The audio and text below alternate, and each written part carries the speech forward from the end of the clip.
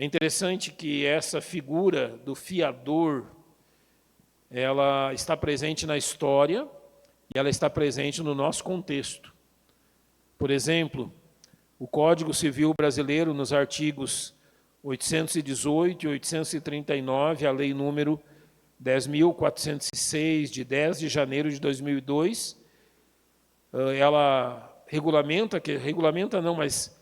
reconhece a figura da fiança ou do fiador, dizendo assim que é um contrato acessório pelo qual o fiador se une ao devedor principal a fim de garantir o pagamento da obrigação por este assumida.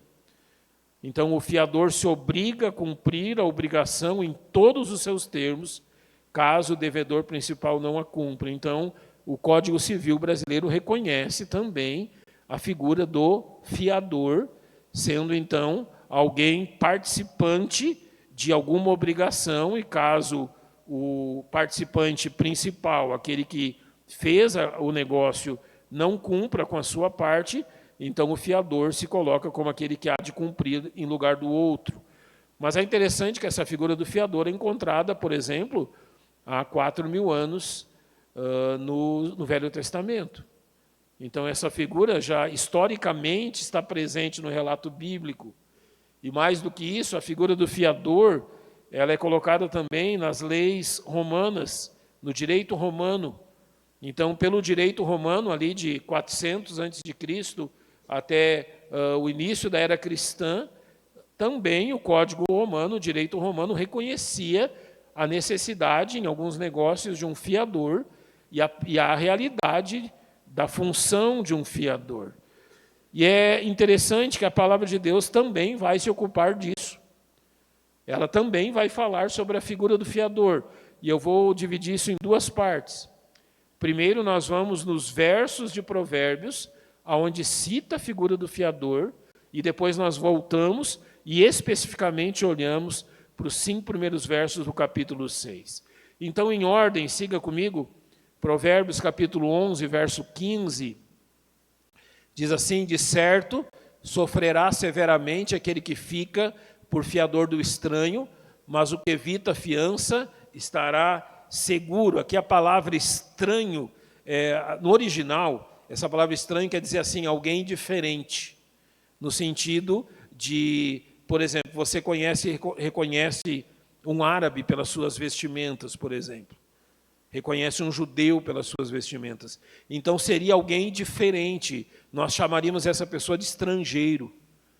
Não é? Então aqui não é alguém que esteja ali entre aqueles que sejam da intimidade daquele que se colocou como fiador, mas é alguém estranho, alguém estrangeiro. E é interessante porque uma pessoa se colocaria por fiador de outra, ainda mais se fosse um estranho. A ideia aqui seria a ideia assim: olha, o fulano está precisando de um fiador e ele vai me dar tanto, eu vou ganhar tanto para ser o fiador dele. Então a ideia do verso é esse: eu vou ser fiador de alguém que eu não conheço, porque isso vai me dar lucro. Por exemplo, hoje você tem empresas, por exemplo, para muita coisa precisa de fiador, né? Para muitos negócios precisa de fiador. Então você tem empresas que cobram de você para ser o seu fiador. É a mesma figura. A figura desse verso e a figura que nós encontramos hoje, e empresas que cobram um valor para ser o seu fiador. Então, aqui ele usa exatamente disso, e ele fala sobre a insegurança de fazer isso. A pessoa olhou para o lucro, olhou para o dinheiro que podia ganhar, e se colocou como fiador de alguém que ela não conhece, alguém que ela não sabe da índole, pode ser alguém da mesma cidade, mas não é alguém das relações dela. Então aqui o texto adverte dizendo, isso não é um bom negócio, né? Ele termina dizendo, mas o que evita a fiança estará seguro, ou seja, ele está dizendo que o certo é evitar tal compromisso. Então o primeiro verso que nós encontramos trata desse contexto. O segundo verso, capítulo 17, verso 18, ele fala que o homem falto de entendimento compromete-se, ficando por fiador na presença do seu amigo. Agora já não é mais alguém estranho, E aqui o seu amigo pode ser tanto uma testemunha, quanto a pessoa que ele está ficando como fiador. Então agora ele refere-se ao ato de assumir o compromisso de fiador para alguém próximo. E ele fala disso, de você assumir o ato de fiador para alguém próximo, como um ato de um homem falto de entendimento, ou seja, alguém que tem deficiência em compreender o que está fazendo. Notem algo muito interessante aqui, e algo que talvez você já tenha visto.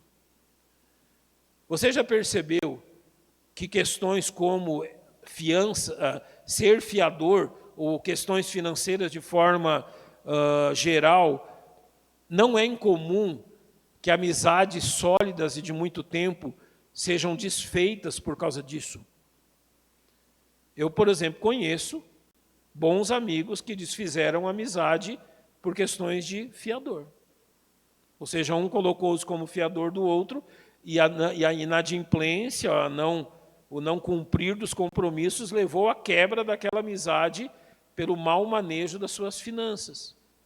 Então, se no primeiro exemplo o texto falou assim, olha, tu não conhece a pessoa, tu está olhando para o lucro, não faz isso. Agora ele está dizendo assim, olha, é teu amigo. Se é teu amigo mesmo, você não vai ser fiador dele. Porque a grande probabilidade da amizade ser quebrada por essa atitude. Depois nós tomamos 2 versos muito parecidos. Capítulo 20, verso 16, diz assim, ficando alguém por fiador de um estranho, tome-se-lhe a roupa, e por penhor aquele que se obriga pela mulher estranha. Notem aqui o assunto que nós vamos tratar depois. Praticamente o capítulo 27, verso 13, é a mesma noção. Quando alguém fica por fiador do estranho, toma-lhe até sua roupa, e por penhor aquele que se obriga pela mulher estranha.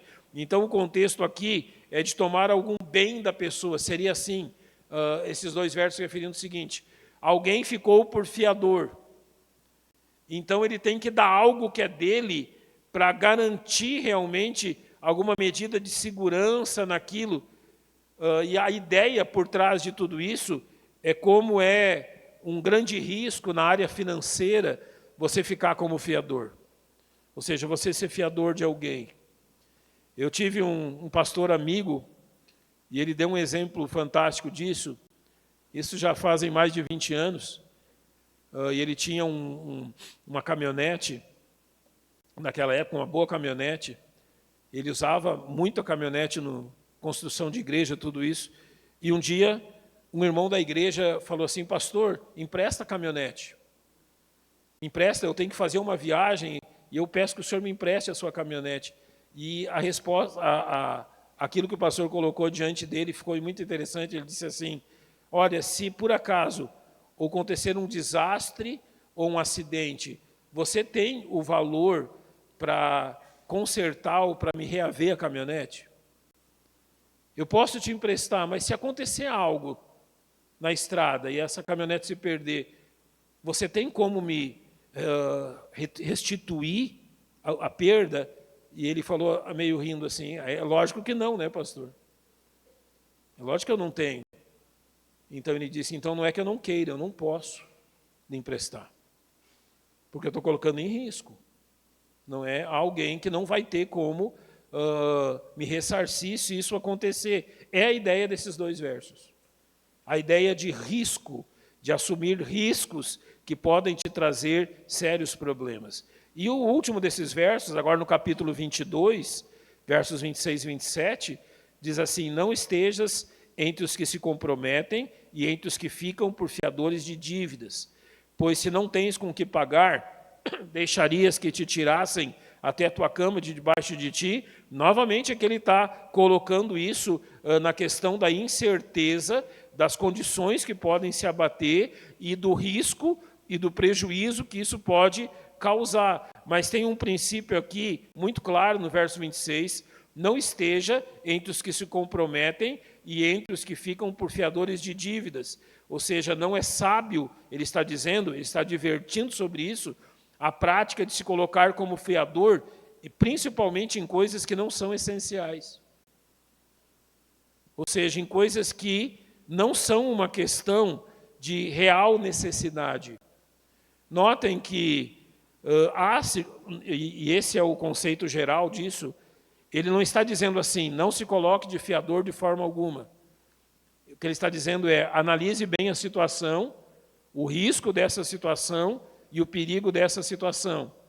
E o princípio primeiro de analisar o risco disso é exatamente saber se aquilo que você pode fazer por alguém, sendo fiador dela, é uma coisa essencial ou não. Ou seja, é algo que pode trazer grande prejuízo. Eu vou usar um exemplo.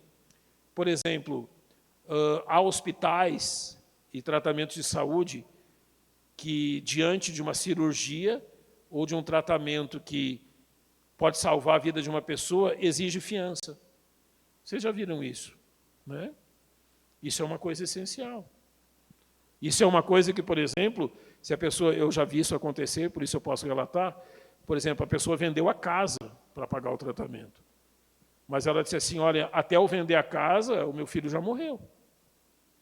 Eu preciso de alguém para ficar de fiador para mim, até que eu desfaça do meu imóvel e possa pagar esse tratamento. Você pode fazer isso?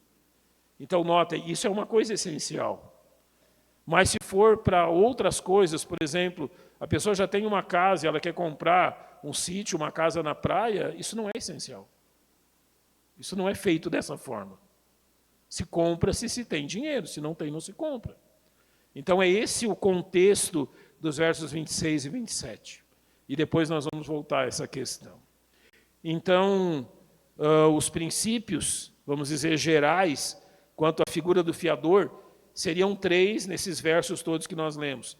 Esse primeiro princípio, que o negócio proposto deve tratar de algo essencial e absolutamente necessário. Ou seja, haverão algumas circunstâncias onde, para o bem de alguém, ele precisa de um fiador. Eu citei a questão, por exemplo, da saúde.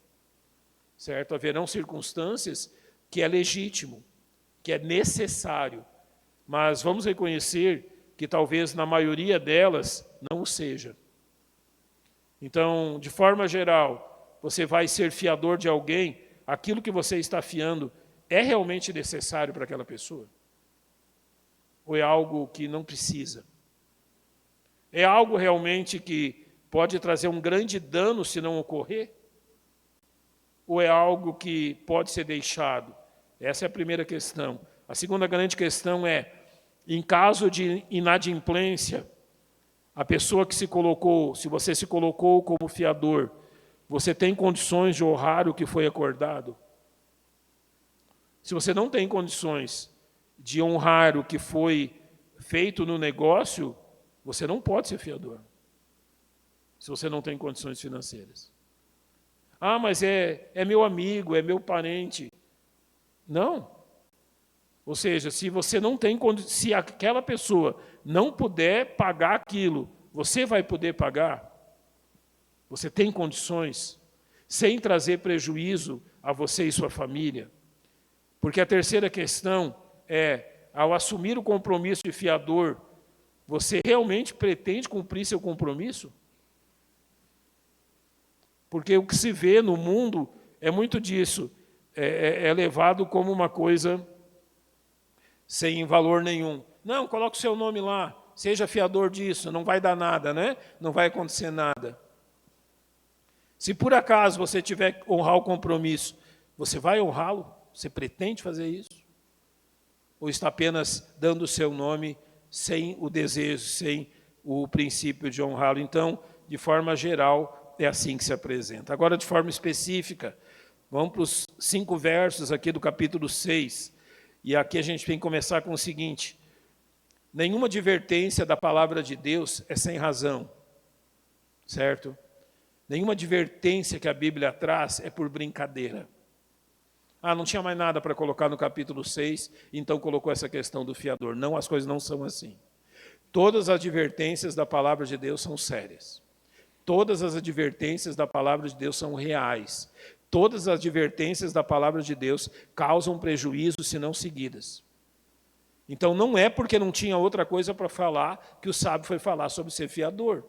É porque é algo que potencialmente pode trazer um grande problema. Realmente não há uma ordem específica para não se colocar como fiador, mas aquilo que é trazido aqui são advertências quanto a assumir essa figura. Então, aquilo que o sábio quer é que nós entendamos a gravidade disso. Ou seja, num bom português, que isso não é brincadeira. Assumir o papel de fiador não é brincadeira.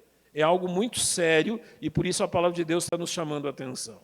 Primeiro, no verso 1, ele diz: Filho meu, se ficaste por fiador do teu companheiro e se deste a tua mão ao estranho, ou seja, ele fez um acordo. É interessante que a expressão se deste a tua mão é uma simbologia para assinar, não é? Se você usou a sua mão para colocar lá a sua rúbrica, a sua assinatura. No Velho Testamento havia muitas outras formas, sem ser assinatura, de você fazer isso. Há muito pouco tempo atrás existiam também. Por exemplo, o penhor, de certa forma, é uma dessas formas. Mas ele está dizendo aqui, olha, você entrou num negócio, você fez um acordo, né, você é um fiador, você se prometeu a fazer alguma coisa ou a pagar algum valor no lugar de alguém. E é interessante que no tempo do Velho Testamento, a palavra de um homem tinha valor legal. Por exemplo, Boaz, não é? No livro de Ruth, ele vai à porta da cidade e ele faz ali a questão do seu parente remidor diante dos homens da cidade e apenas ouvir do negócio, não é? O parente remidor não quis ser o parente remidor, então Boaz assume o lugar e apenas ouvir que eles falaram isso já era a confirmação do negócio. Ou seja, a palavra de um homem vale. Hoje, talvez nem a assinatura acaba não valendo em alguns casos, não é? Mas o que ele está dizendo aqui, olha, você assumiu um compromisso. Você fez um acordo. Isso é sério. Irmãos, aqui, o termo em si demonstra que o crente, o salvo em Jesus Cristo, deve ter muita seriedade nos seus negócios. Realmente nisso que ele se dispõe. E a razão está no verso 2. E te deixaste enredar pelas próprias palavras, e te prendeste nas palavras da tua boca. O enredar aqui tem o sentido de capturar. Ele foi capturado, e ao fazer isso, ele entrega parte da sua segurança, parte da sua liberdade em assumir esse compromisso, porque ele perde a liberdade com o seu patrimônio, porque ele tem que estar pronto para pagar em lugar do outro, se ele não fizer isso. Então, ele deixou-se enredar, ele deixou-se prender. E o princípio básico aqui é que a palavra de Deus quer dos filhos de Deus que eles não estejam presos nessas coisas, nesse sentido. Ou seja, não quer que eles se enredem, que eles sejam controlados por isso. Então, a partir do verso 3, ele vai falar de qual o escape. Você fez isso, você deixou-se enredar, qual a solução? Faze, pois, isto agora, filho meu, e livra-te. Então, aqui a ordem é, você vai resolver isso, já que caíste nas mãos do teu companheiro. Ou seja, agora, a tua intenção tem que ser ver-se livre disso. Então, ele vai dar, claramente, 3 passos para resolver o problema. Ele vai dizer primeiro, vai. Vai aonde? Vai na pessoa a qual você assumiu o papel de fiador. É interessante isso. Ele diz assim, vai lá e resolve o problema antes de virar problema. Vai lá e pergunta para ele, você está pagando direitinho? Você está reservando dinheiro para isso aí? Tem como você acertar o negócio agora, de uma vez por todas? Você sente uma certa pressão, né? Mas essa é a ideia mesmo. A ideia do vai é exatamente essa ideia de pressão. Não é não de obrigação, mas dizer assim, aí, você está levando a sério o negócio? Você está tratando isso com seriedade? Então ele está dizendo assim, vai, não espera a má notícia chegar. Vai antes e vê como está. Não espera o cobrador bater a porta, não. Vai antes. Saiba como está. Verifique a condição. Humilha-te, ele diz. De certa forma, aqui a figura, irmão, seria mais ou menos assim, ó, entenda. Alguém estava se gabando de ter muito dinheiro. Tinha uma roda de amigos, e um desses amigos começou a se gabar que ele tinha muito dinheiro.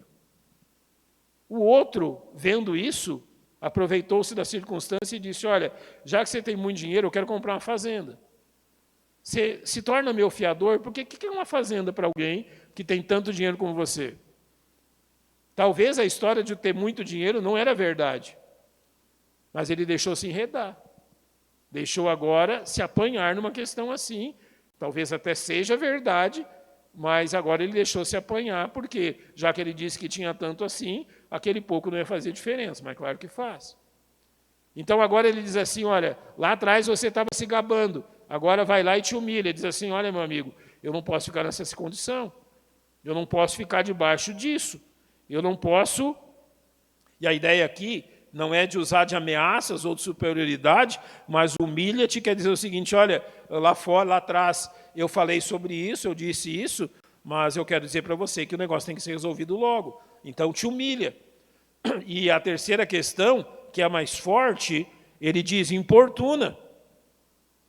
Ou seja, fica no pé dele, fica ali junto, querendo saber de como que está aquele negócio, se há inadimplência, se há falta de pagamento, ou seja, não tenha vergonha em perguntar constantemente se está tudo certo.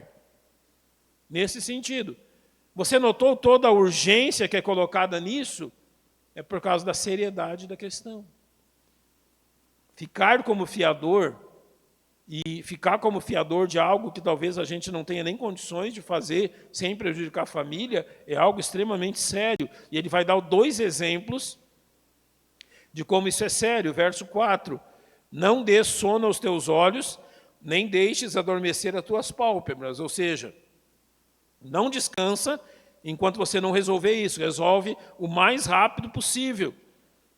E o verso 5 usa a figura de um animal preso, quando diz, livra-te como a gazela da mão do caçador e como a ave da mão do passarinheiro. Ou seja, se um animal se vê pego numa armadilha, ele se debate para se livrar. Então ele está dizendo, se debate também. Luta, faz força. Não te deixa te enredar nisso. Isso vai cobrar de você um preço muito, muito caro e sério. Então, irmãos, a primeira questão do capítulo 6 são essas promessas perigosas, esses acordos perigosos. E a palavra de Deus está dizendo para o crente ter muito cuidado com isso, ser muito criterioso nisso. Eu ouvi de um parente meu incrédulo uma resposta que me chamou muita atenção quando eu ouvi isso. Ele tinha uma amizade tremenda com o vizinho. Eles eram como irmãos. E eles iam muito à praia, então eles usavam uma carretinha para colocar no carro, para levar as coisas para a praia naquelas carretinhas. Então, entre as duas casas, tinha uma pequena cerca. E daí o vizinho falou assim para o outro, vamos derrubar a cerca e a gente pode guardar as 2 carretinhas aqui entre as 2 casas. E o outro, que era meu amigo, ele respondeu para o seu vizinho e disse assim, nós vamos acabar com a nossa amizade por causa disso. Olha a ideia dele. Hoje nós derrubamos a cerca, colocamos as carretinhas, amanhã eu quero colocar outra coisa, você não vai gostar. Você quer colocar outra coisa, eu não vou gostar. Você vai dizer que está invadindo o seu lado, eu vou dizer que está invadindo o meu. Nós vamos derrubar a nossa amizade por causa disso. E o que mais me assustou é que ambos eram incrédulos. E aquele que usou de sabedoria também era. Então a palavra de Deus nos chama a sabedoria. Certo?